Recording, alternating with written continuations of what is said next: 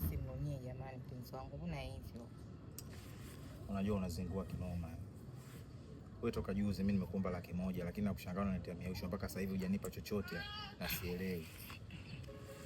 Yaani mambo unajua yamekuwa magumu. Sio kwamba sipendi kukupa hiyo hela, 100,000 ni hela ndogo tu, lakini ndio hivyo, unajua ule mjinga alivyoondoka hajaniachia bajeti nzuri. Sasa kama ni ndogo hiyo 100,000 kwa nini usinipe pesa ili mambo yasiwe mengi?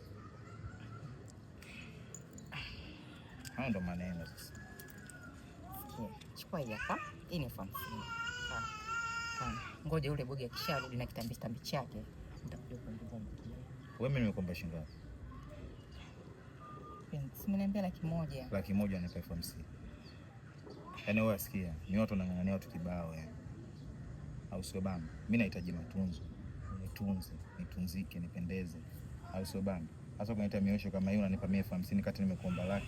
Katika kazi zangu zinaenda vipi? Alafu unang'ang'ania vijana. Kama una hela inakuwaje sasa unang'ang'ania kijana kama mimi? Naelewa baby, lakini kwani utamu tunapata wote au? Utamu na nani bana? Wewe sikia, wewe mke wa mtu. Mimi kwako nafuata hela na ninakupa kazi ambayo unaipenda. Lakini sasa ikifikia mwisho wa siku hela huwezi kuzingatia, basi mimi najikataa.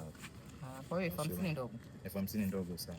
Sawa, na mimi mwenyewe na handsome boy wa fulana vijana wadogo wazuri kuliko wewe na wewe zile wako. Mbona wewe mzee kama vijana wote?